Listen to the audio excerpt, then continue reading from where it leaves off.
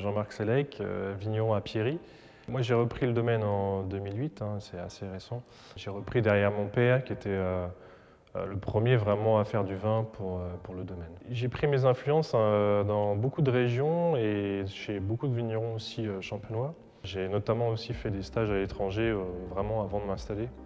Et c'est là où finalement j'ai puisé le plus de ce que je fais aujourd'hui. Aujourd'hui, la Champagne est un endroit où il y a beaucoup d'échanges. Et c'est peut-être ça aussi qui fait que c'est aujourd'hui une des régions les plus dynamiques.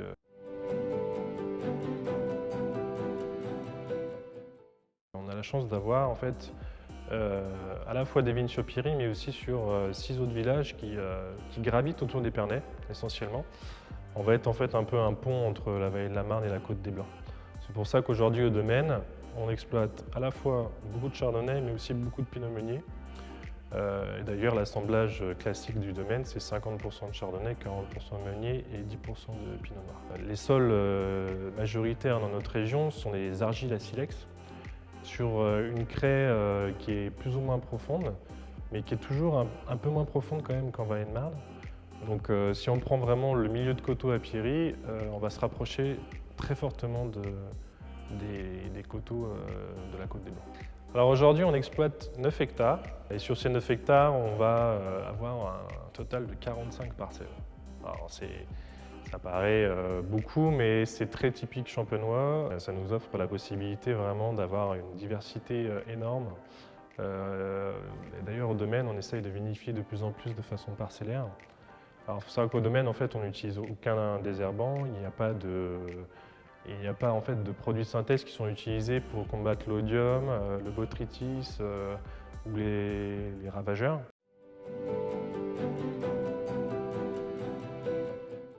On a un nouveau chai depuis 2015 et on a vraiment travaillé sur une rentrée de vendange assez rapide. Donc on essaye en fait, à partir de la coupe du raisin, d'avoir un pressurage qui se fait dans les 4 heures pour garder un maximum de fraîcheur en fait, sur la matière première. Sur les 10-12 parcelles qu'on sélectionne vraiment pour leurs identités, elles sont pressées séparément, vinifiées séparément, essentiellement en fût de chêne, et avec des tailles de fût de chêne qui peuvent être variables. Aujourd'hui, on va du 228 litres au 600 litres. Il faut savoir que les vins en fait sont pas filtrés, sont pas collés, donc vraiment faut prendre son temps. Sur Solessence par exemple, qui est vraiment la cuvée phare, la plus grosse production, en général c'est 2 ans de vieillissement sur latte. Et après, plus on va monter en gamme, et plus on va augmenter en fait les temps de vieillissement, puisque les plus vieux vins qu'on a aujourd'hui vieillissent jusqu'à plus de 10 ans. On fait 6 dosages différents, on va dire de 0,5 à 5 grammes. Et l'idée, c'est d'avoir des copains et puis un panel de dégustateurs. On se met autour de la table et la bouteille qui est terminée à la fin, c'est le bon dosage. Voilà, on essaye de faire les choses sans apporter beaucoup d'artifice. On recherche l'équilibre en fait. L'équilibre, c'est la clé, je pense, des vins du domaine aujourd'hui.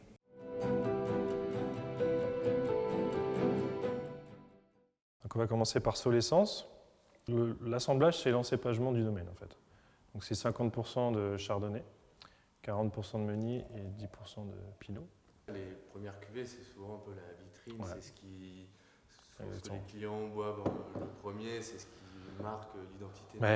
C'est les vins qui sont les plus répandus chez nous. Et en fait, sur Solessence, on va avoir trois cuvées différentes, mais qui vont reprendre les mêmes origines de raisin. Solessence, c'est en extra brut. C'est un vin qu'on construit de façon simple, avec de la fraîcheur, de l'accessibilité, beaucoup d'équilibre. C'est le vin vraiment qui a cette philosophie champagne de vraiment d'être apéritif. Le deuxième vin, c'est Solessence Nature. En fait, c'est très simple, c'est une partie des bouteilles du premier vin qu'on a goûté, qu'on conserve pendant 3 à 4 années de plus en cave, donc sur lit. Et au moment du dégorgement, en fait, on ne va pas ajouter du tout de sucre. Donc on est vraiment en brut zéro, brut nature. Et du coup, ça apporte quoi? Ça apporte de la complexité? Ça apporte énormément de complexité. On va gagner en salinité aussi. Et c'est certainement un vin qui va plus se prêter justement à des associations mets-vins. Mais c'est vrai que cette absence de sucre appelle plutôt à aller vers les produits de la mer. Donc là, en fait, on va sortir de la gamme sous l'essence. Et le premier vin qui se situe juste après, c'est Quintet. Bon, il y a beaucoup de références à la musique au domaine. Oui, c'est vrai, toi, tu es musicien. Mon père aussi. Donc c'est vrai qu'on a toujours eu à cœur de mettre un petit peu de musique dans tout ça pour que ça soit un peu moins sérieux aussi. Ouais.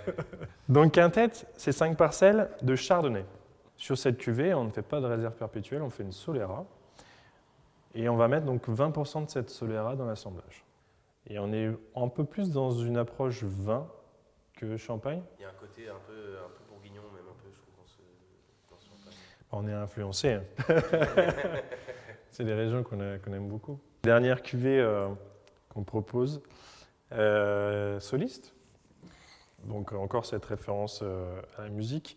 Donc là, on parle de la parcelle qu'on appelle nous les Gouttes d'Or, qui est à Pierry.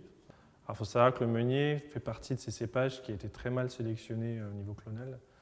Donc avoir ce patrimoine de vieille sélection massale de meunier, c'est vraiment un avantage pour faire des grands vins de meunier. Donc il faut savoir que c'est la première cuvée parcellaire qu'on a faite au domaine. En millésime 2014, on a ce côté très minéral qui ressort. Là, on a une identité qui est très forte. Ouais. Alors, on a ce côté pain d'épices aussi, mais avec vraiment ce côté fumé, mais c'est léger, c'est très complexe. Hein. Ça, c'est un vrai. Enfin, pour moi, c'est vraiment le vin de gastronomie, quoi.